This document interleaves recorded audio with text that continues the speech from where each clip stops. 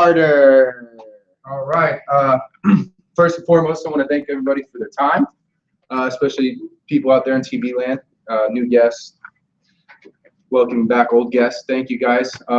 Company name's Empower, and you're here for one of two reasons. You're here for either the opportunity, which is great, or the services. And in my opinion, everybody needs the services. And Rick, we were speaking last Saturday, and I'm sure you would agree that it's good to be in an industry that everybody wants and needs, correct? And what's one thing, Daniel, that you use on a daily basis? Money. Amen. And that's the correct answer. And that's something that everybody needs to know about. And that's what we're here to educate you about. And we're here to really challenge you. We always say we're here to comfort or to disturb the comfortable and comfort the disturbed. You're going to learn a lot of concepts that maybe you haven't heard before, maybe you have, and you just don't know how to apply them yet. We're here to challenge conventional wisdom, and that's why I like being a part of this company, because it's not what everybody tells you to do. It's learning new ways to deal with old problems, and it's really changed my life in more ways than one. And I want to thank the company. I've been here for about 1.5 years, and with that being said, I'm going to go ahead and we'll get right to it. This is going to be quick, right to the point tonight. And I'm going to go ahead and bring up Shane Young, correct? That's me, yep. That's you. Okay, I'm going to go ahead and bring up Shane Young. So thank you, guys. And lastly, if you can, just put your cell phones on silence. We only need about an hour of your time here. And if we do catch and use it, Rick and Daniel, we will chop your fingers off one at a time. Yeah, Shane, somebody's coming. I'm supposed to come. Okay, that's acceptable, I guess. No service. Yeah. Thank you. So cool. So we got a person from Tampa, and I think one other person watching online. So I love the way Trey said it. You know, because I've been in the business for 3 years. I lived in Tennessee where I started, and now I'm here. This is my 3rd year, and I think for the past few years we've been trying to disturb the comfortable, because everybody's been so comfortable, and it's really changed, I think, in the last half a year. So we've been disturbing the comfortable, telling everybody this is why you need to get uncomfortable with your current situation, like people saving in traditional retirement accounts with the wrong kind of life insurance, wrong kind of investments. We've been trying to disturb them, or educate them rather, on why that's quite disturbing. You know how many taxes you're going to pay? You know how much you're going to lose in the market? You know how many fees you're paying? Disturbing the comfortable. But now it's more like we're comforting the disturbed because of what's happening in the market. No longer do we have to educate or disturb people. It's happening in a different way now. It's happening because people are already disturbed. It's almost like people are waking up. People we've tried to educate in the past are coming back. And it's like, now we have to comfort them. Hey, it's okay. It's okay. You don't have to be disturbed, because we can help you, you know. It's never too late to win. So so we start with the 6 steps to financial security. And Daniel, when you look at these, just think about, they're really simple. Like, all 6 steps are so elementary. Just think about them though, like in the way you're doing things right now. So think about all 6 of them and say, am I doing that or not? Am I doing that or not? And we have a smaller crowd tonight, so we can intimately discuss it. So number 1 is easy. What's number 1, Francisco? Increase cash flow. So everybody wants to increase their cash flow, don't they?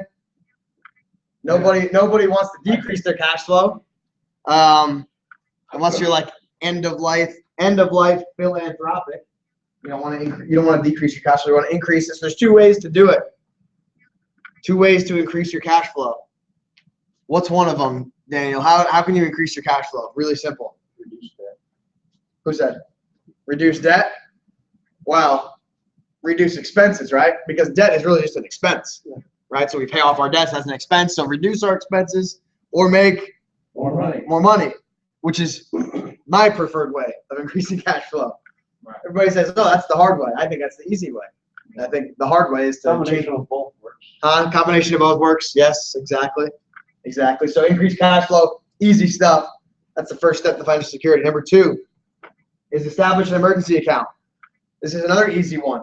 The problem is most people think that emergency account is their savings account. They say, oh yeah, I got an emergency account.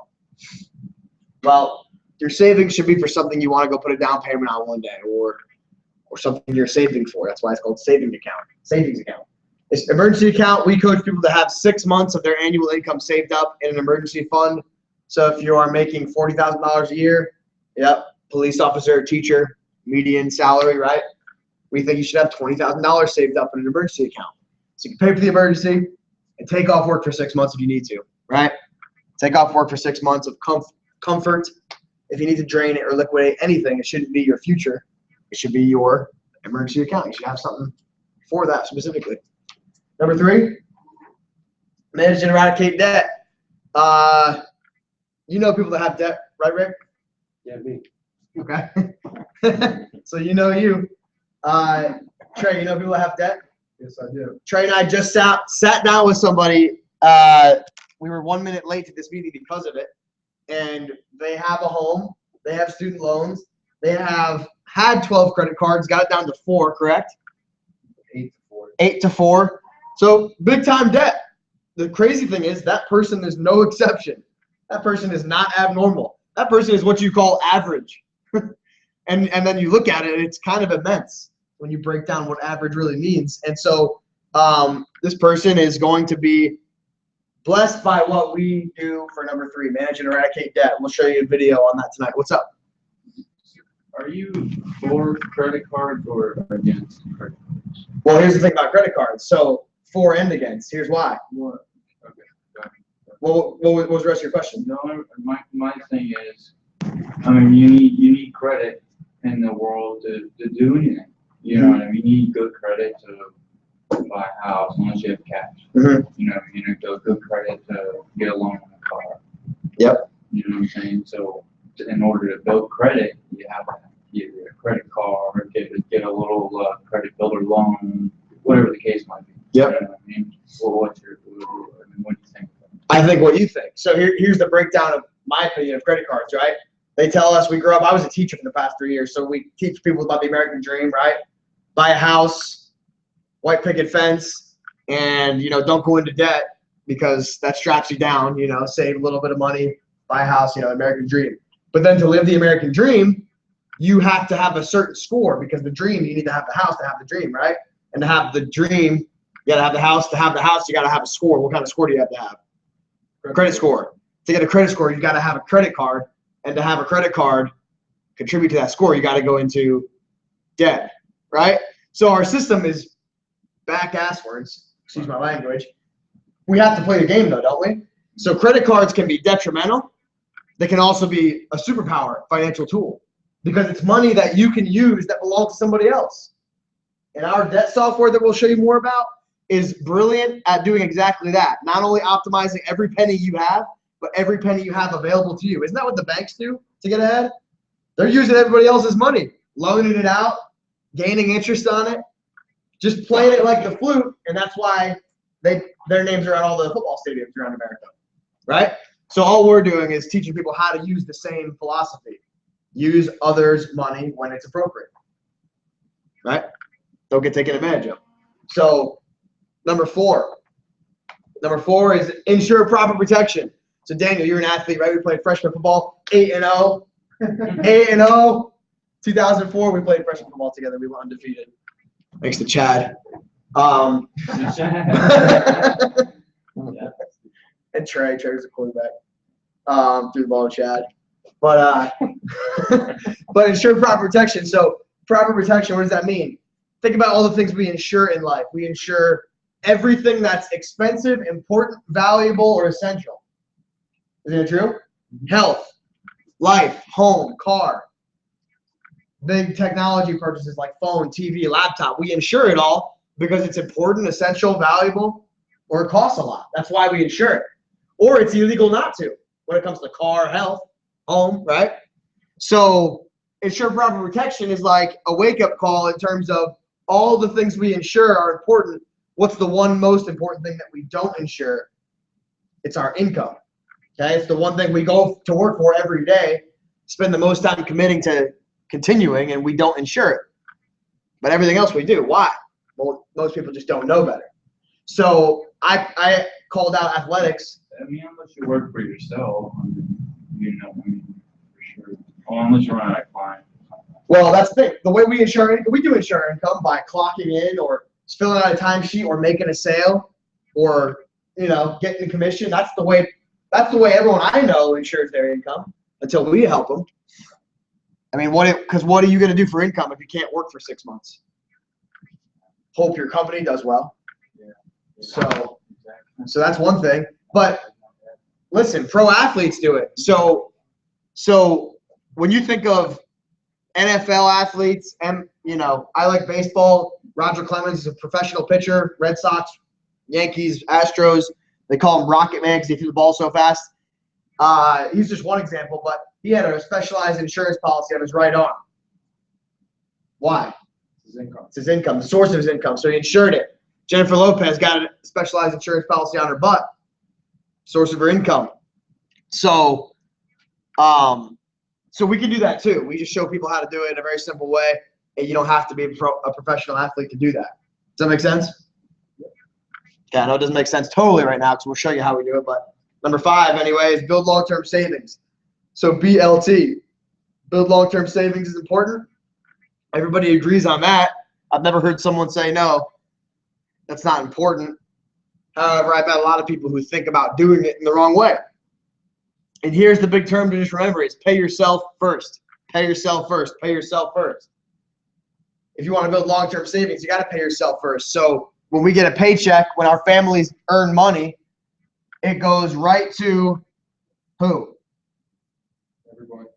Landlord or mortgage, car insurance, right? Geico, grocery store clerk, pay off the police for your tickets, right? You got a speeding ticket. So it goes to everyone else, and then if there's anything left, us and our families come last. So we just coach people to reverse their thinking, pay yourself first. And that's really just a mental shift, right? It's a commitment to doing something, regardless of circumstance. If you let life get in the way, then you're not really committed. So pay yourself first just means make a commitment to your future. Pay yourself first, you'll be able to build long-term savings. And finally, number 6 is preserve your estate, okay? This one's not so simple, at least it wasn't to me, because I always thought that an estate was a huge home. An estate's not just a huge home. It could be it is a combination of what you owe in debt and what you own in assets. Combine those two, that's your estate. It can be worth a ton, or it can be worth negative, or in a freak scenario, I guess it could be just zero, neutral. So an estate can be taken advantage of at the end of life. If your family member is going to pass on and they don't take care of their estate, nobody knows what's going on. Taxes, fees, lawyers, attorneys, judges, all those things you can look forward to at the end of someone's life or your own, unless you preserve your estate. And we teach people how to do that. So everybody good with the 6 steps? Everybody understand the 6 steps? All right, then we'll move on. You guys are super smart. We don't need to spend a lot of time. It's a BLT. So, yeah, that's your BLT. Build long-time. Build long-term savings. All right, go ahead. So, Daniel, you've been to this briefing before? But I wasn't here. You were. Yeah, I was up in Tennessee. Okay. So just remind you of this. We're in power. We're on a crusade. Strong word, right? You think of like war, but it's bigger than war because it's against the richest institutions in the world.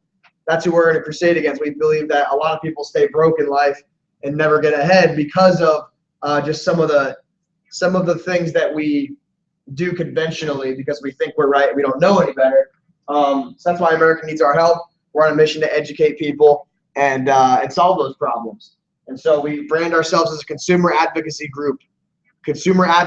So we bring these magazines in just to kind of make that word consumer more relative and consumer advocacy make more sense.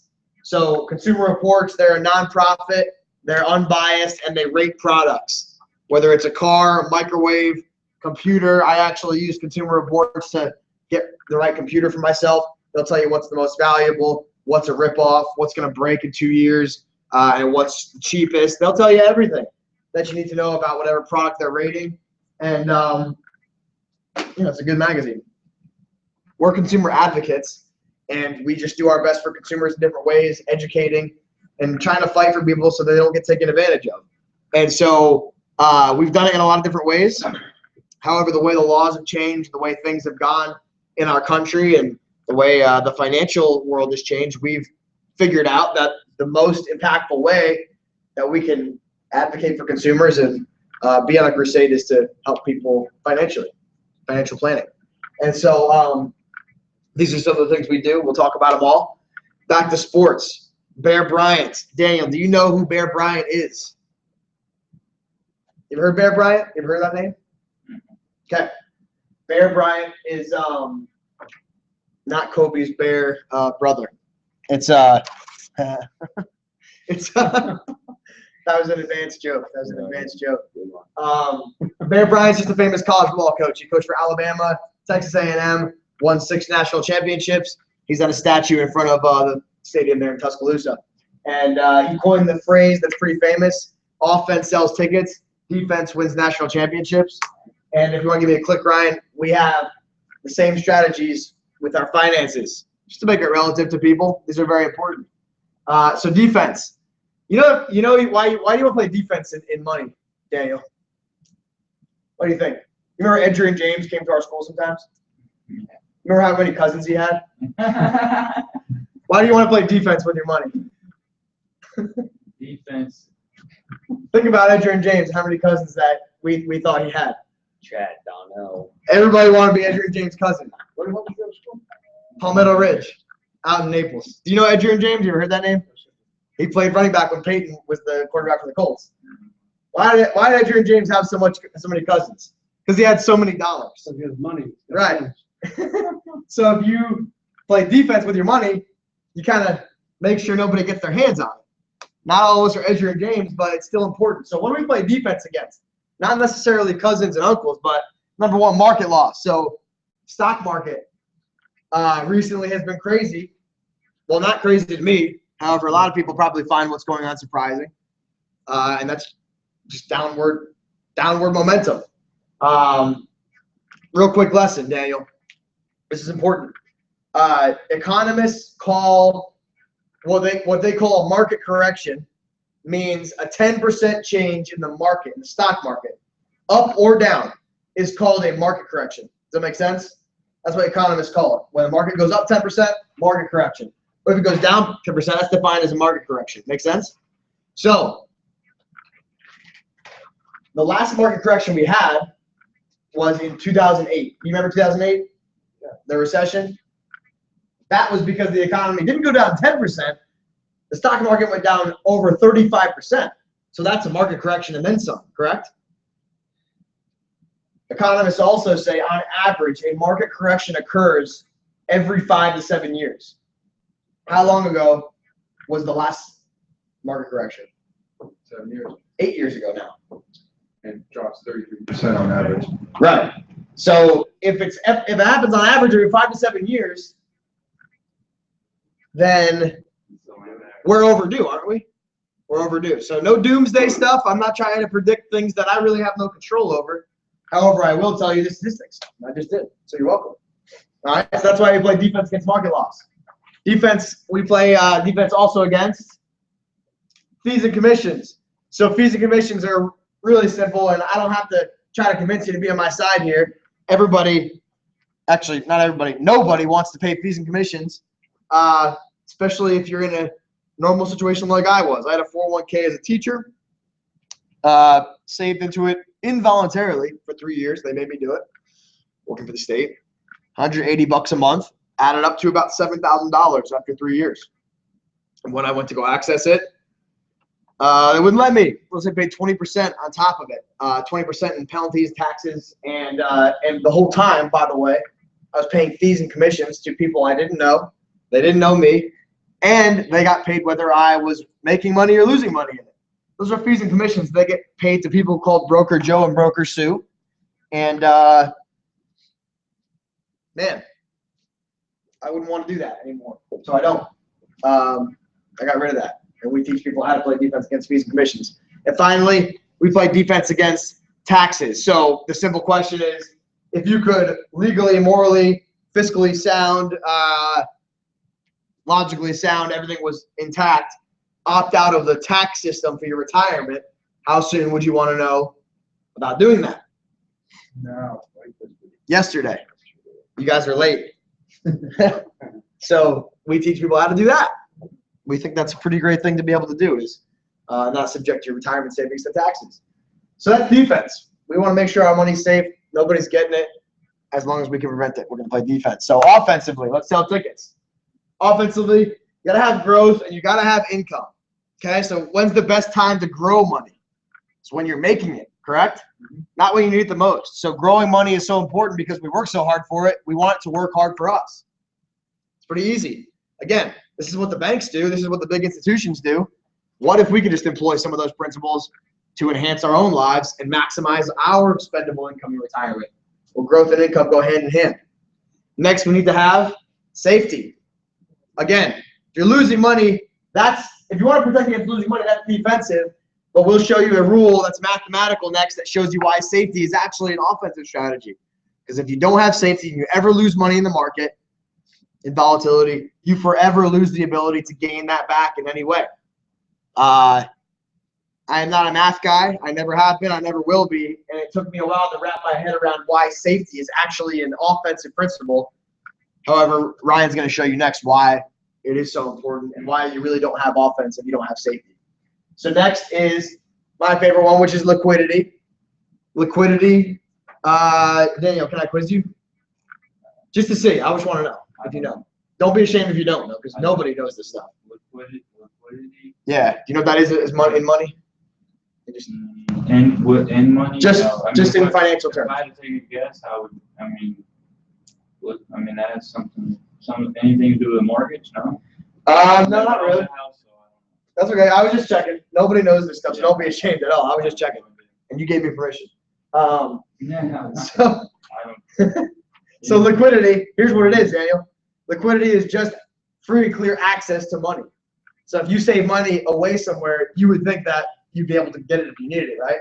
Right. Well, it's not true for most people. Most people saving away in traditional retirement accounts have no liquidity, like I didn't when I was a teacher. They actually locked up my money, and I had to pay 20% of the balance just to get whatever was left. So that's not liquidity. Liquidity is free, clear access to your money, and we believe that's an essential thing for people to have. And lastly, tax efficiency. We already talked about that. If you can have more spendable income at retirement, why would you not do it? One of those ways is to avoid the tax system. So go ahead, Ryan. We're going to show you one of the major rules of the money game. It's called the Rule of 72. Hopefully you remember it forever, because that's what brought us into the industry many years ago. It's just kind of the magic of compounding interest, and going to bring up a former scientist to show it to you. So go ahead, Ryan. All right, hello, TV land, and welcome, Daniel. I know it's your second time, but it's been a while, right? Third. Okay, awesome. Cool, but it's been like, what, you said a year, right? Yeah, years. All right, cool. So this is a great refresher then. Do you remember the Rule 72 by chance? No. Okay, well, don't forget it this time. It's super important. Francisco still hasn't had it, and I let's got just I grab got pen and paper. No, you're good. I Cool. didn't have pen and paper before. That's the way to go. All right, so Rule 72, you recognize this guy, Dan? Einstein, right? Pretty smart dude. Would you agree? Mm-hmm. Cool. So he came up with this rule. It's called the Rule 72. It's much more complicated than it is at the surface here, but simplified, this is exactly how it works. The Rule 72 allows us to calculate the effect of interest, compounding interest, on your money when you're growing it and saving it, or money that you owe in debt. You're paying interest on the debt. So we want to know how that interest works and how that's going to affect our savings and our money. So give me a quick change. The way this rule works is whatever interest rate you're either earning or paying, you divide that number into 72, and the result of that is how many years it's going to take for your money to double on itself. So if you had $10 in a savings account and your interest rate was 1%, the Rule 72 says 72 divided by 1 is what? 72. 72, right? So if you're earning a 1% interest rate on your $10, it would take 72 years for your money to double, right? So after 72 years, how much money would you have in that account? $20. 20 bucks, right? Exactly. So I get the concept. Yep. Cool. Okay, so we're gonna go through an example, and Danny, I'm gonna use you. How young are you, Dan? 25. Okay, so I'm gonna give you 2 years back on your life. You're now 23. Cool. Cool. All right. You come to my bank, Bank Orion. I just opened up down the street, the International Bank Orion. Trey likes that international, so I'm gonna do that for him. International. International, all over the world. $5,000 you're gonna deposit in a savings account for yourself one time. That's it. And with that, I'm gonna give you a free flat screen TV. Cool. You're gonna come to my bank, right? Yeah. Other banks don't give you flat screen TVs, do they? Of course. They're gonna give you like a stuffed animal or something stupid. So you're coming to my bank. Here you go, Shane. Give me a click. And I'm gonna give you 2% on your money also. So 2% interest rate. Do you know what banks are paying today on savings accounts? 0.3%. Less than that. It's about 0.02%. So we're talking hundredths of a percent on your money. So basically, you're getting nothing. It would take you 3,000 years for your money to, grow even a little bit. So I'm going to give you 2%, 100 times more than what every other bank is paying, and I'm going to give you a TV. So you're 23, and with that 2%, 72 divided by 2 is 36, right? So every 36 years, your money's going to double on itself. So let's play it out, Shane. 23 of 5,000, 36 years later, you're 59 years old with 10,000. And then 36 years after that, you're 95 years old if you're not pushing up daisies already, and you have $20,000 in the bank. So Dan, what are you going to do with $20,000 when you're 95 years old? Like, what do you think you'd do with it? Play bingo. Yeah. Play bingo. I won't be alive then. If you are alive, Or, I don't know. what would you buy? No, I mean, you're dead. You can't even move. I mean, You could buy anything. wheelchair. Yeah, maybe a good wheelchair. A good Best wheelchair. they had. What the best wheelchair I had? All right, so I'll ask you this then. A car, a brand new car today costs like You can't $38,000. even do that. Well, it costs 38 grand on like average, right? Yeah. Because you got the fancy ones and the low end ones. And 70 years ago, how much did a brand new car cost? About $1,000, right? 1,500. So 70 years from now, do you think a brand new car is going to cost you $38,000? No. No way. It's going to probably be $100,000 to get a Kia. And that's just what inflation does, right? So $20,000, we say woohoo with sarcasm there, because that isn't going to be worth anything 70 years from now, according to the way inflation works. So what I'm going to do is sweeten the deal a little bit. I'm going to give me a click, Shane. I'm going to give you 6% now instead of 2. So what that means is that 72 divided by 6 is 12, right? So your money's going to double on itself every 12 years now instead of 36 years. So all I did was I tripled your interest rate. So I went from 2 to 6, right? And then I cut your doubling time down into 1/3 of what it was. 12 is 1/3 of 36, right? So if you're 23 and you put the same $5,000 in, I tripled the interest rate for you. You had 20,000 over here. What are you going to have at 95 at 6%? Just take a guess.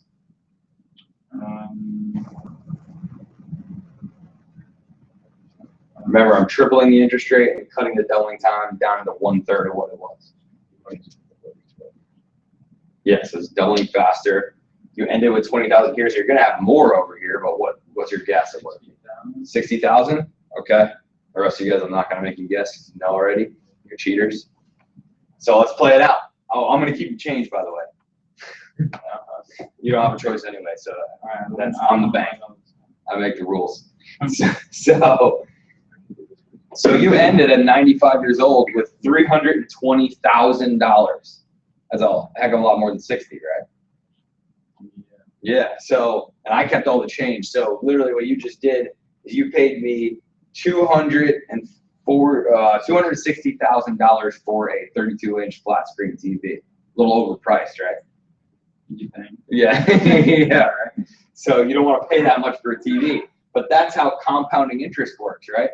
Almost everybody that walks through this door in this room guesses that that's going to be $60,000 because you triple the interest rate. Yeah. And right off the top of your head, you're thinking, okay, simple math, that's going to be $60,000. But what we're not taking into account is the money doubling on itself, right? That's what compounding interest is. It's a very, very powerful thing. So you just went from 20,000 to 320,000. And now I'm going to sweeten the deal a little bit more for you. So I'm going to go to 8%. What was that? Hold on one second. Okay. So what I'm going to do now is just increase your interest rate again. And what I'm going to do is I'm going to take it from 6% to 8%. So I'm only increasing it this time by 2 percentage points. That's it. I'm not tripling it. I'm just adding 2% onto your interest rate. 72 divided by 8 is 9, right? So I take 72, I divide the interest rate into it, and I get the doubling time of the money. So now it's going to double every 9 years on itself. So that being said, I only took 3 years off the doubling time. So not that much, right? If you have $5,000, same 23-year-old, same $5,000, you end up with $320,000 here, and I only increased it by 2 points. What are you going to have at 95 at 8%? Just take a guess again. Or 660,000. 660,000? All right, good guess. I want to make a deal though. I'm going to give you that. I'm going to keep the rest. I make the rules, so too bad. All right, here we go. Want to know? So at 90, if you were one doubling period before that, you would have been pretty close. But we went to 95, and we ended at $1.28 million. So think about that. Only 2 percentage points took it from 320 to $1.28 million. The banks did. Yeah. You're finishing my sentence. Yeah, that's exactly what I'm about to say. So think about it. Over here is A, and over here is B. And I mean, which one would you rather? If you had the choice. B, yeah, B, obviously, right? Or 10% interest. You want 10%? Rick, you got to go to another bank. Sorry. I stopped at 8%. No, I actually don't. But A and B, right? And you said it right. And what are the banks doing? How are they making their money? What's going on? And you can give me 2 more clicks. We can. And we call this legalized extortion. And extortion is kind of a heavy word, right? And that means theft. So it's legal because the banks put up 4 walls. You walk through the door and you hand them all your money. And most of the time, a lot of people have direct deposit. Their check goes into the bank before it even goes into their hand. So that's where their money is sitting. Well, for a lot of people, that's where they're saving if it's not under their mattress, just because they don't understand how compounding interest works. We want to make option B work for us, right? Yep. Every time. So what are the banks doing? How are they making, what do you think the banks are doing? Obviously, they're going over here and doing B, right? So you put your money in the bank, they're going to give you $20,000 in a perfect world, and then they're going to walk away with $1.26 million that could belong to you or your family. That to us makes me a little sick to my stomach, and it's not okay at all. Like, you ever go to a big city and look up at the big buildings there? Yeah. What does it say on every building? Life insurance. Insurance companies, yeah, banks and mortgage companies, all of them, right? Who's building all those buildings? We are. All of us, right? Maybe individually in this example, right? If they're making 1.26 off of our money and only giving us 20,000, that's insane. So this is a powerful thing to know, and this is what got us into the business, because first and foremost, the banks, how do they even make all that money? How are they making 8% on their money? Do you have any credit cards, Dan? No, I have a credit builder loan. Okay. So I'm just got money into an account, and money into an account. I said 3%. And you pay it off. Until I pay it off. Right. No, that's awesome. They don't do. All right, but get a credit card. Yeah, that's a good way to build credit. Most people, they have some credit cards. Some have a lot of credit cards. Credit card interest rates can go as high as 33%. Yeah. So imagine that. Imagine that with the rule of 72. 72 divided by 33. I know, right? 72 divided by 33 is what? 2.2. It's about 2.2. It is illegal, except for not for the institutions. It is for you. If you did that, we'd come arrest you as a Shylark. Long But term. legally, that's what a Shylark is. Shylark? Yeah. I never heard of that. But But Harry Potter character, yeah. Lord of the Rings. Lord of Kind the of Rings. like digs or trousers, you know what I mean? Right. Oh, yeah. Yeah, that's tough. All right, continuing on with what I was saying. 72 divided by 33 is about 2.2. So that means that the banks are taking the money that you put in the bank. They're lending it to somebody else and then charging that person 33% interest, which means the interest that person is paying on their debt is going to make that money that the bank lends them double every 2 years.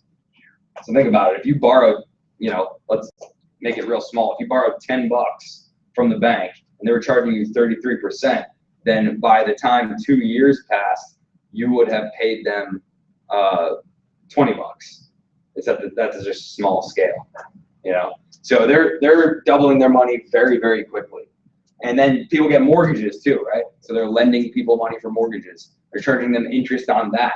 And that's a whole nother ball game. It's a little different than a credit card. And so the first step we got to go through we want to get option B, right? You said it already.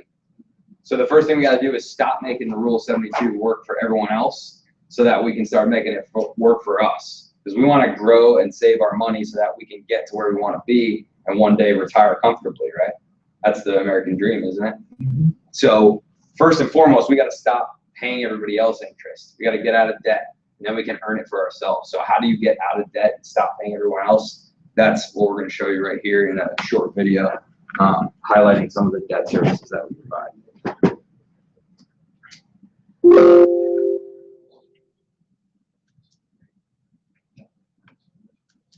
Let's go to the debt.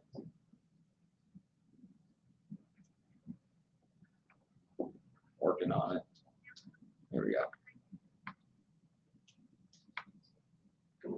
Did you know that millions of Americans are overpaying their mortgages? And not by a little, by tens of thousands, even hundreds of thousands of dollars. That's right, and it's all in interest payments. The fact is, most Americans could be living the lives they've always dreamed of if they weren't spending the majority of their adult lives paying for the lives their lenders have dreamed of. In this video, we're going to show you how overpaying your mortgage is robbing you of the future you could have, and what you can do to stop paying for somebody else's dream and start turning your financial dreams into reality. So let's get started. Meet Bob and Katie Smith. The Smiths own their own home, and they're in a pretty typical mortgage situation for millions of homeowners across the U.S. Your individual mortgage details may differ from this example, but the financial principles remain the same. Bob and Katie have a 30-year mortgage for $200,000 at a 4.5% interest rate and a monthly payment of just over $1,000 per month. Bob feels like they're pretty lucky to get a 4.5% rate. I mean, that's a great deal, isn't it? Well, to answer that, let's take a closer look at that 4.5% interest rate. How much of the Smiths' payment every month is going toward interest, and how much is going toward principal?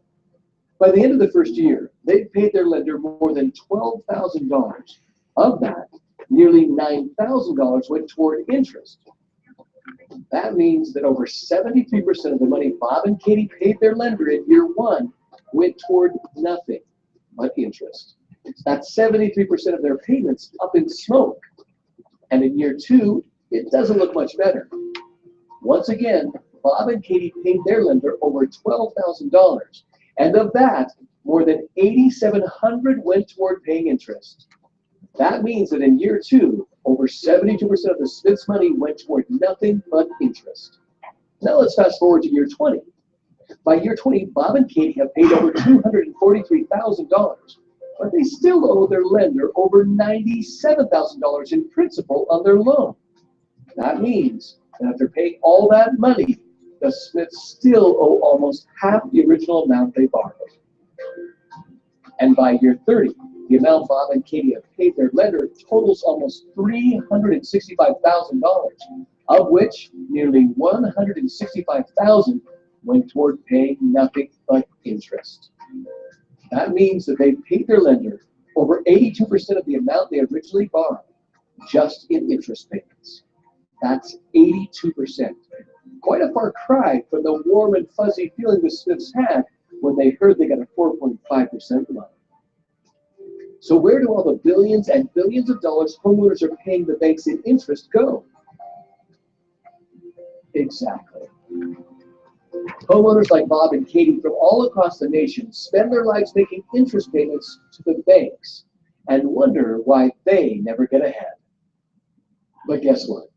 It doesn't have to be this way anymore.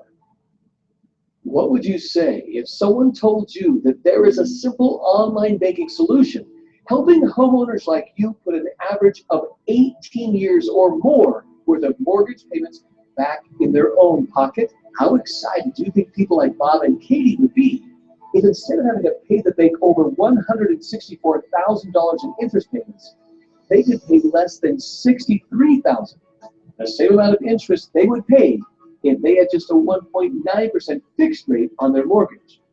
That's nearly $102,000 in interest payments they would save, and their house would be paid off free and clear in just 12 years versus 30. Thanks to our online banking solution, Bob and Katie would be done making mortgage payments in just 12 years. What could you do with over 18 years of mortgage payments you no longer had to pay to the bank? Just imagine the possibilities. And you don't have to refinance. You don't have to change banks. You don't have to increase your minimum monthly payment.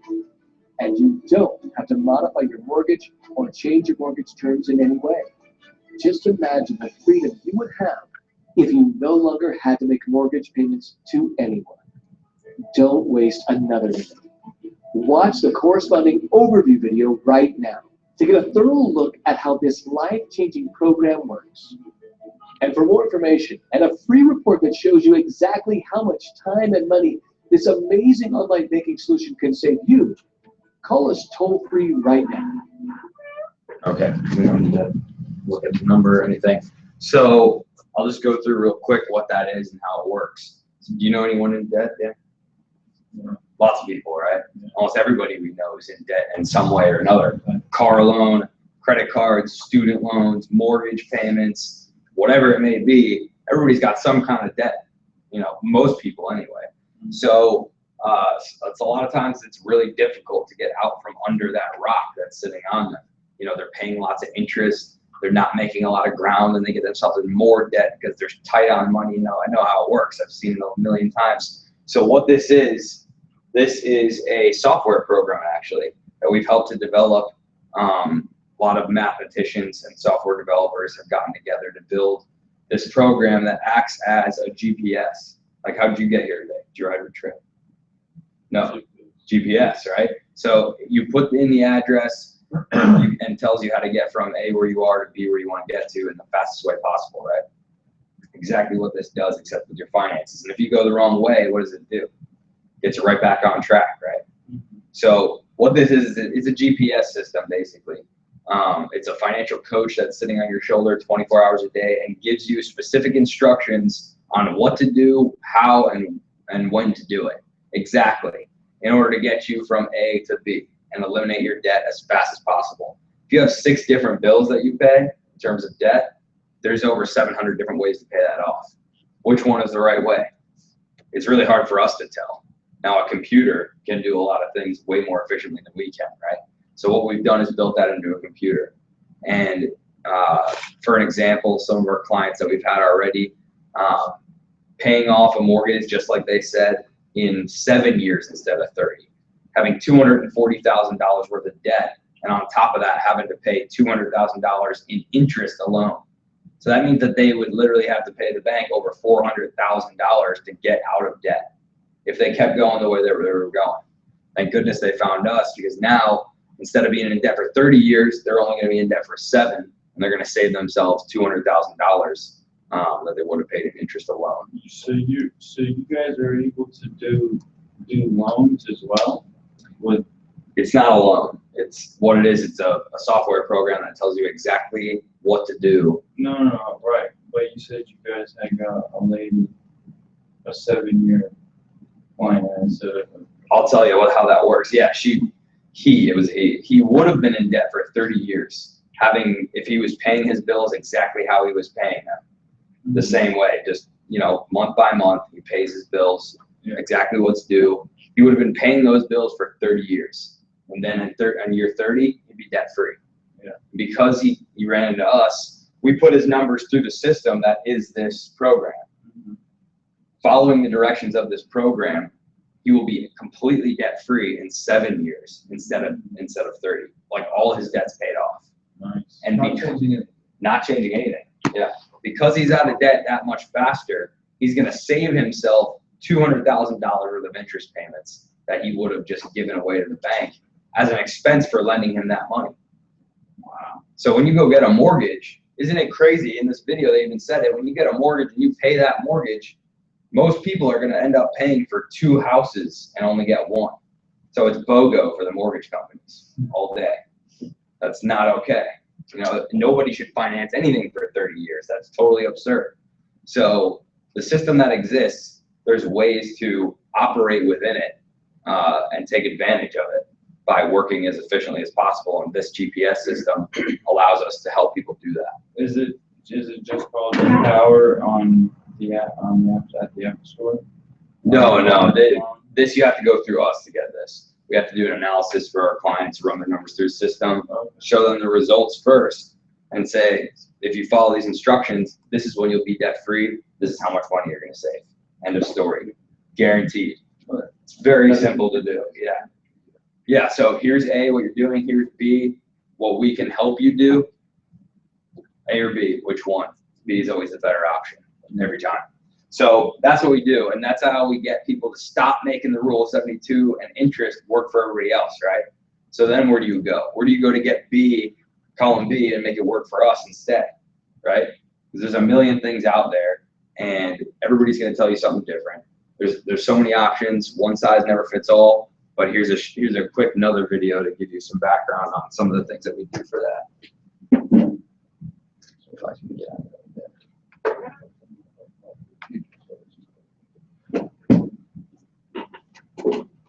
Hey, thanks for joining me here. I wanted to give you a quick snapshot on what it is that we're doing. This is a snapshot of our program, Red Line, Blue Line. Not knowing anything about anything, if you had to choose one of these 2 lines to put your money on, would you choose the red line or the blue line? The blue line, of course, right? Because it's more money. If you look closer, what you realize too is that it never goes down. It only goes up. Never go backwards. Gains are locked in. But the story gets better than that. In addition, that $211,000 is income tax free. The red line is the Standard & Poor's 500 index. That's the stock market. 500 of the largest stocks in America. And if you look at this 165, about 95% of mutual funds do not outperform the Standard & Poor's 500 index, meaning that most people in mutual funds, 401ks, IRAs, so on, actually had less money than the 165. But we still have to deduct fees because fees didn't come out of this. The average fee is about 3%, can be anywhere between 1.5% to as much as 5%. Many people aren't even aware that they're paying these fees because they're hidden in what looks like a phone book written by a Philadelphia lawyer called a prospectus. But when they examine that, the Los Angeles Times said the average is about 3%. And in this case, on $100,000, that would be about $3,000 a year in expenses that you have to pay, by the way, whether you make money or lose money. And if we just roughed the numbers out and said $3,000 on $100,000 over 15 years, means you'd have to subtract $45,000 out of this number. But we still have to take taxes out. And if you even looked at a 10% or 15%, 20% tax bracket, very conservatively, you're about where you started 15 years earlier. Now you put up 100% of the money, took 100% of the risk, and ended up about where you started 15 years later. I want you to think about this. The mutual fund company put up zero money, took zero risk, and they made $45,000 in the process. $17 trillion today is on the red line in qualified plans. That's 17 trillion with a T. Without anyone spending one additional dollar, don't you think that most people would prefer to be on the blue line? In addition, this comes with all sorts of other benefits. This is net of fees, charges, expenses, and it's also income tax free. So here we have a smarter, more complete alternative to 403b, 401k, IRA, mutual funds, to the stock market, where you don't have the risk. By the way, that $211,000 is guaranteed never to be less than that. It can only go up, never go down. In addition, there's other benefits that come along with it. When you look at the whole package, it's, again, a no-brainer.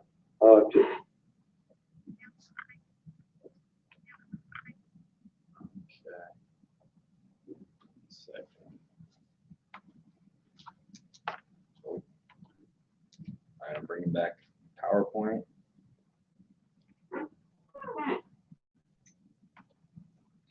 Okay, so that's red line, blue line, and that's one of the things that we can do for people. Dan, how familiar are you with the red line, the S&P 500? Have you heard that before? Yeah, I remember from last time that was Right. So the S&P 500 is an index that is comprised of 500 of the top companies in the country. And that's what they use generally as a barometer for how the economy is doing in the United States. So anytime you hear about the stock market or the US economy, you can think of the S&P 500, which is this red line right here. And these numbers are values given to that index that show how much those companies are either growing or losing money. So most people's money, as Brian Daly, our partner on the other coast, said in this video, the majority of people who are saving for retirement, their money is tied up in this red line somewhere. Because what do most people do? They go to work, they get a job, they get hired, they're really pumped, they slide the papers across the table, they sign the dotted line, have no clue what they signed up for, and somehow they have some kind of retirement account. And a lot of times they don't even know that they have that retirement account, from what I've found through speaking with people. So red line, can you see how it goes up and down and up and down? Yeah. Your money going.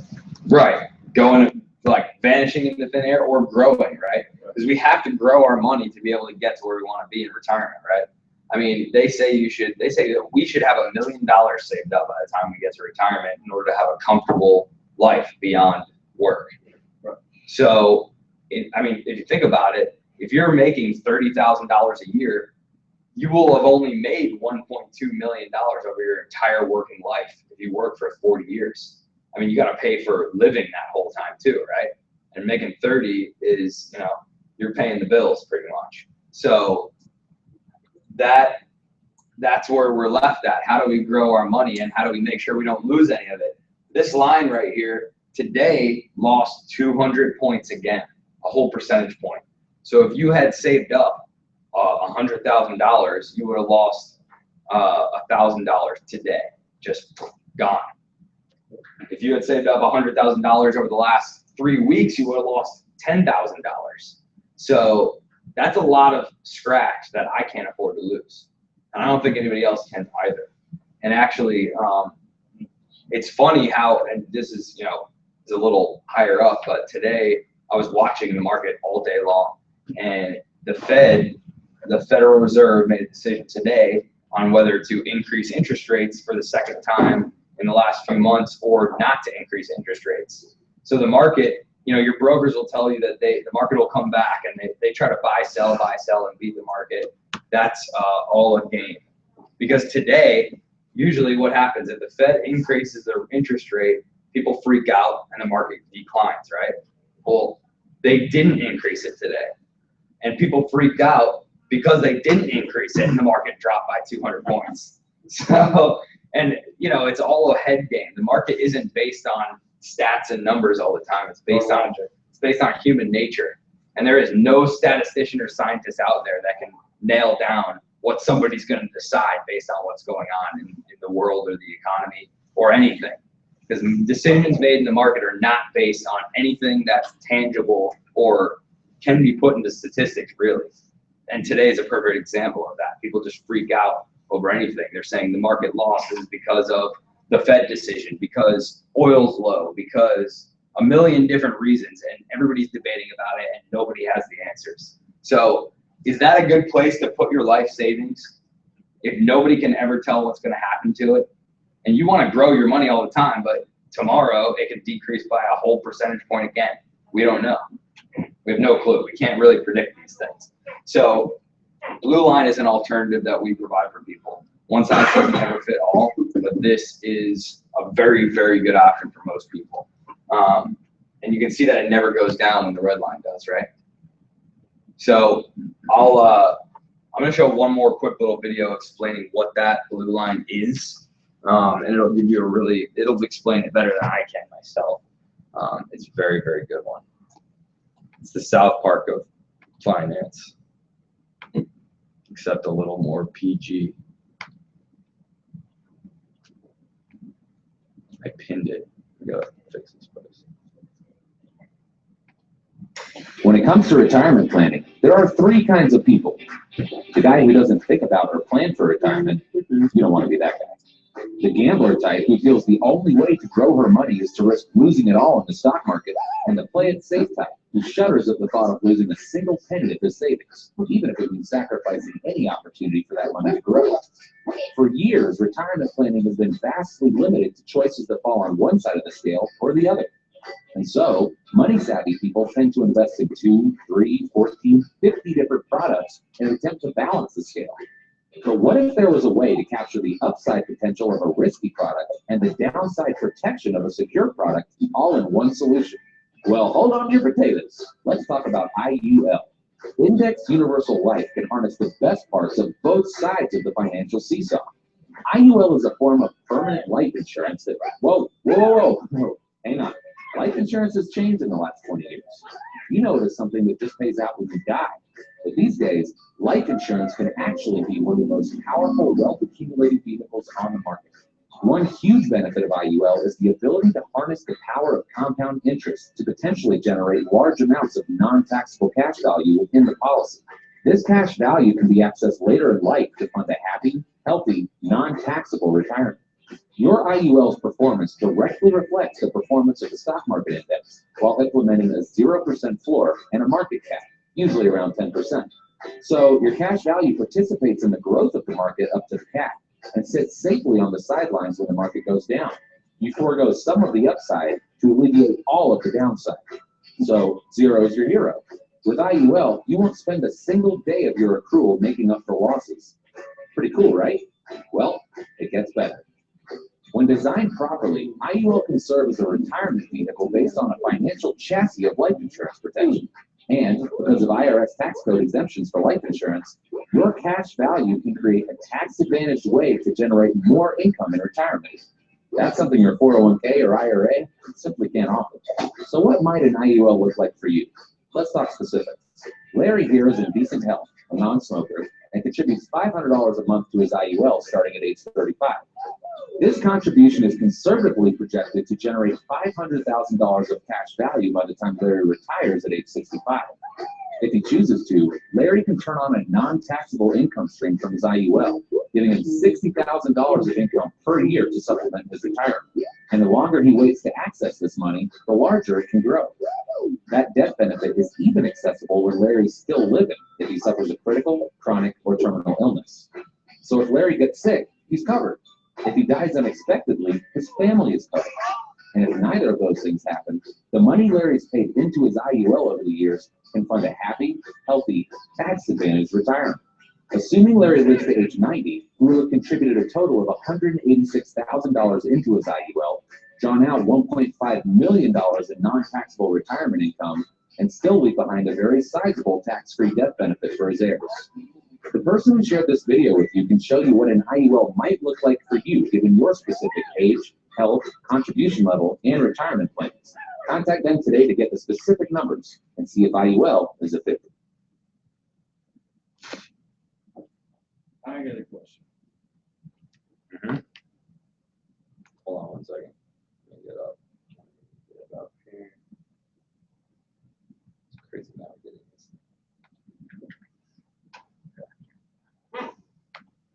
What's your question? Okay, the red line, the blue line, okay? Mhm. Saying that the red line, you know, pretty much the rest of the world, blue line is people like, you know, you guys, right? Is an option that we can provide for people, yes. Right. Why doesn't other people, why isn't this known? I mean, why, I'll tell you right now. I just don't know why. Give me a click, Shane. But that's what we Good have right question, here. all right? Yeah, it's a great question. Best before. Yeah. And you know, and before he answers it, you wanna know how I answer it? Why don't you know it, Daniel? Nobody told you. Right, you didn't ask. See, people don't know it if you don't ask. Well, some people don't know to ask the question. Right. Honestly, if I didn't get involved in this industry, I'd done it on a box of rocks. And like the most of the I people still out there. be, but you don't know.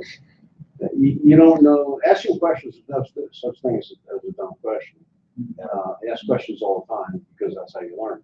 But if you don't see the information being presented in front of you, then you don't know what questions you'd ask because you don't know the system. You know? I mean, there's so much involved in this business and it baffles me, honestly. Yeah. It So baffles much like- everyone. It baffles me. Oh. There's so much information, so much product out there that, I mean, you're still learning yourself. I mean, you learn every day. Yeah, we all do. It's interesting, we all do. And I'm learning right now. I mean, I saw this before, but I'm, part of it I've forgotten. It's only been a week or so. Right, that's why we keep doing this. I gotta get, what's that, prevention, what's that memory stuff? So They forgot it already. Yeah, right. That's not fair. You'll start eating algae. Is that the answer? No, isn't it, jellyfish? Something like that. Well, most people, they don't know about this because you're right. They don't know the questions to ask. The world of finance is more complex than most people have the time to navigate. And when they get a job, they get a package for retirement and they say, awesome, my company's going to take care of me. They're giving me all these benefits. I feel great. But never do they ask any questions, mostly because they don't even teach this stuff in school at all. Money is the most important thing that governs our lives and the quality of our lives. That's how our society runs, really. So the fact that they don't teach that in school is baffling to me, but we end up in the workforce with no knowledge of how to save and how to manage our own money. So that's what we're out here to do. Now, why does not everybody know about this? There's a whole litany of reasons, but I'll tell you what it is. It's IUL, it stands for Index Universal Life. Gives you three things. Gives you life insurance, living benefits, which is very important, and Trey will talk about that, and a tax-free retirement. And the things that it does is execute exactly what we talked about in our strategies earlier when Shane was talking, our offense and defense, and our 6 steps to financial security, right? We defend against market loss. We defend against high fees and commissions. So we're not paying brokers a lot of the money that we're trying to earn. We're not losing money to tax. We're protected in case we get sick with critical, chronic, and terminal illness. And then our estate is protected and passed on tax-free to our heirs. So go ahead, Shane. So how was this even made? Why was it invented? And it's actually relatively new, and I'll show you why. And that's another reason why people don't know. In the 50s, it was written into the tax code. Tax code is 101 and 7702. You can look those up if you want. Those rules say that as long as you have your money wrapped around a life insurance policy to a certain ratio of life insurance to cash value, you can put your money away, grow it, and pull it tax-free. One of the few tax-free growth vehicles that exist, and the most efficient one, actually. The second thing that allowed this to happen is in 1976, a guy by the name of John Bogle invented indexing, which is a method of investment. So what is indexing? Brokers, I'm not going to go through it in major detail, but brokers, the guys that keep you broke and manage and play with your money, they buy and sell and try to read and beat the average of the market. 97% of them don't even do that, and they're not able to. John Bogle figured that out, and he said, forget you guys, I'm buying equal dollar amounts in all companies in the S&P 500. I'm going to spread it out and then sit on it. I'm not going to move them at all. I'm going to ride that average. He beat 9 out of 10 of those brokers. And the stats say, in a lot of the studies that I've read, that indexing beats any other form of investment strategy 92% of the time after 5 years. So if you were going to go into a casino, Dan, and the slot machines were all over the place. One of them said this has a 92% win ratio. Which one are you going to sit at? The other ones don't say anything. You sit at that one, right? Right. Yeah, you're gonna have to get in line. So why is it that people don't use this method? Because they don't know any better, right? Indexing is the way to go. It costs way less, and it gives you better returns in the long run.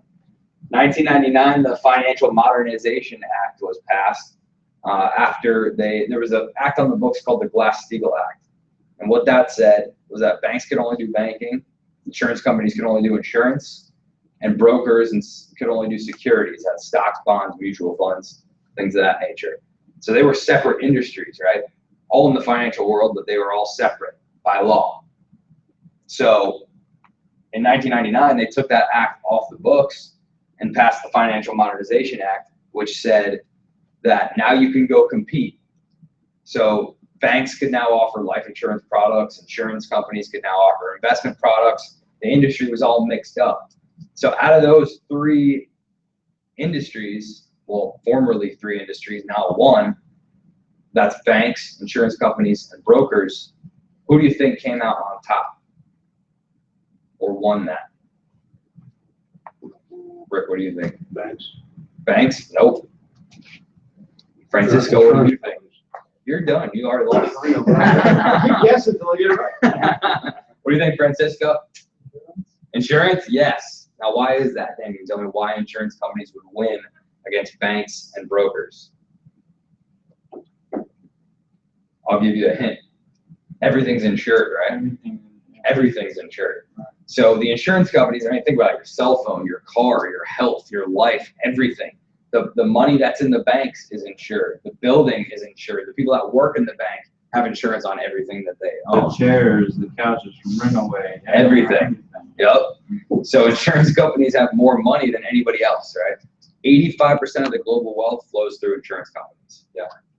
I've never thought of this, but it's cool because, you know, I was a full-time mover, now only part-time, and even, you know, we're in Port Royal, and people literally have, you know, millions of dollars worth of paintings, furniture, etc. And when we go into their house, before we even move them, a majority of them will take hundreds of thousands of dollars worth of insurance before we even do the move, just for the furniture. Mm-hmm. So just, you know, I never thought of a cool example of, you know, everything in our warehouse is insured. You know, everything. It really is crazy. Yeah, a friend of mine is actually an appraiser of property and different pieces of furniture and things like that within a property, and he gives value to that, which then goes to the insurance companies so that they If can you're not insure insured, you get sued. Right. So they, Work. yeah, it's this is risk management, right? So you're betting that something bad might happen to you, and they're saying the likelihood of that not happening to you is this much, so this is how much we're going to charge you every month. You know, that's what they do. So insurance companies came out on top because they have more money than anybody else, and they can provide guarantees that the other two banks and brokers really can't provide. So in essence, they can come up with stronger products, right? So in 2000, when they were allowed to do more things, they developed this product, an IUL. So it has only been around, and it was perfected in 2004. So, you know, any new technology, you got to work the kinks out of it, right? So from 2000 to 2004, it was being played with, tested, perfected in 2004, and it's still growing and changing to this day for the better. It's really improving a lot, even in the recent past 2 years. So why do people not know that this is an option for them? Number one, it's only, you know, from its birth, 15 years old now. And when you go and you put your money with a broker, they get paid residually on your money. That's where their income comes from. Are they going to suggest that you go and use another product if they're not going to get residual income from it? No, heck no, they're not going to do that. Is the government going to advertise this? No, No, why not? our taxes pay that. Right, they're paid by our tax dollars, right? So they're going to try to collect whenever and wherever they can. This is a tax-free growth vehicle. So the government's not going to tell you about it. Your broker that you get your 401k through work from, he's not going to tell you about it. So, and we don't know the right questions to ask. So how is anybody going to go out and figure out that this is an option and it exists if we don't go tell them that's what we're here for? So, so these three things come with it: life insurance, And Dan, you're young, so you might say, well, what do I need life insurance for, right? So the purpose of it here is to get you the tax benefit, number one. Second reason is insurance, especially life insurance, is very cheap when you're young. So by the time you figure out that you actually need it, it's going to be a lot more expensive.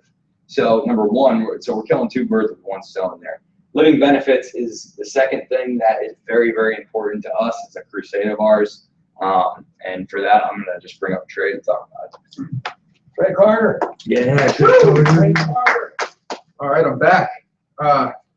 Be very quick. We're running a little tight on time here. I don't know what happened. I think it's because Coach is here. Real quickly though, I'm gonna share my passion, with you guys. Rick, I don't know if you've heard this story. I know we briefly talked about it. However, there is a reason that I'm in this business. Francisco, escuchar. That's listen, right? That's two listen. Same thing. Come on, man. We're white. We're working with each other here. No, in all honesty, I love the business because we can laugh, we have a good time, we educate ourselves, we're learning about money, and money is the one thing that we need the most, yet we know the least about. However, there is a crusade. It may sound cliche, it may sound a little corny to you, however, it's the truth, and it's why I'm in the business, and it's why I'm not going to enslave myself to somebody and change hours for dollars. Instead, I'm going to work this business, I'm going to make a profound difference in people's lives. And by doing that, Rick and Daniel, do you guys happen to know anybody younger than the age of 65 that's had a heart attack, some form of cancer, or stroke, and survived? Yeah. Amen. Just about everybody has. And you can see right up there, 7 out of 10 people are going to have one of those big 3 before they turn 65. And just so you know, I read a stat the other day, 9 out of 10 people will have at least one chronic condition throughout their lifetime. So at some point in life, something's going to happen to us. It's pretty much inevitable. And that being said, would it make sense to protect yourself in that case? Yeah. And Rick, you're in the industry, so traditional life insurance, do you happen to own life insurance? Yes, I do. What do you have to do to benefit from it? I have to die. Amen. And that kind of stinks, right? What if you didn't have to die to benefit from it? Would that be a little different? Yeah, that'd be good. And so exactly what living benefits is in the case that you become critically, chronically, or terminally ill, you have access to your life insurance money. It's called an accelerated death benefit rider. So the money's already sitting there. They have the money. They're just going to give it to you when you need it the most. Do you follow what I'm saying? Yeah. And how that actually came about is this is a true story. I don't know if you've checked out our back office, Rick, but you should check out the video of the Bernard brothers. It's a story I'm about to tell you. They did a lung transplant on a lady. They're famous for starting major organ transplants and stuff. They did a lung transplant on a lady in her mid-30s. It went well. She received the lung, and they said, look, just be in remission, rest, recuperate, etc. And when she came back for a checkup, she just looked very deathly. She looked ill, and the doctor said, what's going on? And she said, Doc, you don't understand. I have 2 kids, and I'm a single mother. I have to work. I have to put food on the table. I don't have a choice. And long story short, she ended up dying. She had a life insurance policy. Obviously, the kids got paid the life insurance money. And I always ask this question, do you think those kids would rather have their mother or the life insurance money? Their mother, exactly. And so it didn't sit right with the Bernard brothers. So what they did is they actually went to the UK, where they have big influence with the insurance companies. And they essentially said, we're over here saving people, and you guys are over here killing them. You guys are what's called a legal reserve company. Majority of them are, meaning when you sign that contract for the life insurance, they have to have 103% of that money in the account at all times. So you already have the money sitting there. You're going to pay it to them eventually. Either way, it's going to happen. Why don't you give them the money when they can use it the most? Hence, that's where living benefits came in. So in the case, like I said, you become critically, chronically, or terminally ill, you have access to your death benefit. We talked about it the other day. And there's 16. We're contracted with several different companies. So everyone's different. However, my favorite, there's 16 different modalities, meaning sicknesses, that can trigger that. ALS, you lose eyesight, you lose a limb, any type of cancer, you can't perform 2 or 6 daily activities, you go blind, something serious will trigger that event. And out of approximately, there's a couple thousand different life insurance companies, only a handful offer this at a no-cost rider. So it doesn't cost the consumer anything extra. because the money's already there. They're just going to give it to them when they can use it the most. Now, you said you know somebody that has had cancer and went through it and survived. Yeah. Do you think their life would have been a lot easier if they didn't have to worry about finances while they were going through that? Absolutely. Absolutely, and it could possibly save lives too. Because I know, a lot of people that have gone back into remission. For instance, the story I just told you, because of the stress of finances. And you can even see it there. Over half of bankruptcies, and I believe it's actually more like 2/3, are due to medical expenses. And majority of the people had adequate health insurance. People think, oh, well, I have health insurance, I'm covered, I'm good to go. Well, you're wrong, because you get sick, the doctors get paid, the hospitals get paid. However, who's the only person that doesn't get paid? You. So what Living Benefits is it basically is a bridge between health insurance and life insurance. This rider, is that, you said it was no cost? No cost. Yeah. We sell it, and it's cost.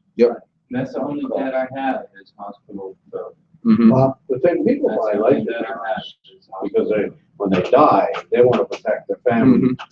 pay for the final expenses and any medical bills they might have, and also pay off the house, wherever they can to save their spouse or whatever. That's why people buy life insurance. But in all honesty, we need, as people, we need to protect ourselves against the heart attack, stroke, cancer. Amen. It just puts you in a hospital, it takes you out of commission for quite some time. Exactly. Then trying to get back into commission is an issue Mhm. too. So it is a big issue, and I don't even know if it's being handled properly in this world. And that's the crazy part is it's actually in 53 other countries and has been for a long time. And it just came to the United States, I think about 10 years ago. So it's brand new here. Nobody knows about it. And why? Why does nobody know about it? Oh, so, and you're right, Rick. And that's my crusade. And the reason, so is because I actually seen it happen in my own life. My mother in high school had a couple strokes, survived. She was actually a CPA, ran her own business. My dad had his own business. I was very blessed growing up.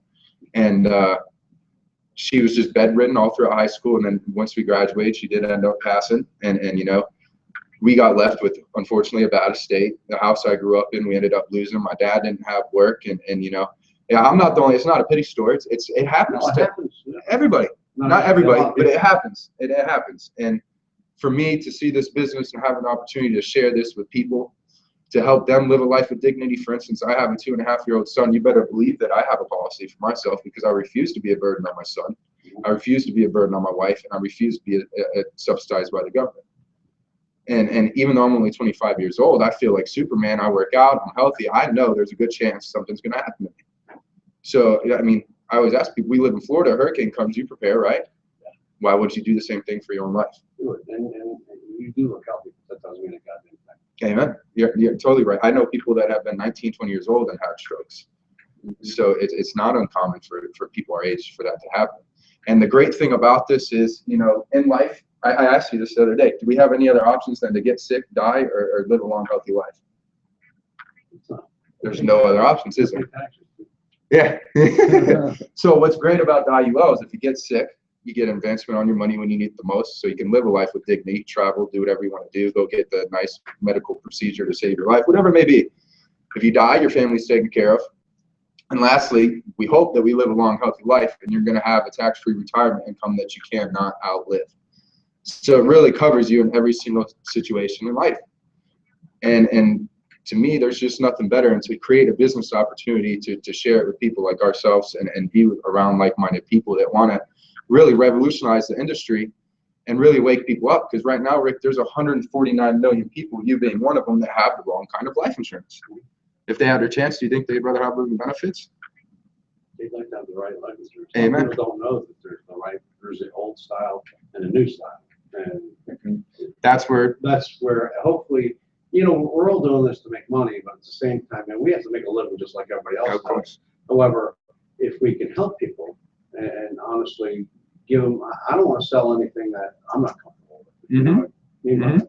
It's like selling somebody a bad car. If you're Yeah. a car salesman, that's not right. Yeah.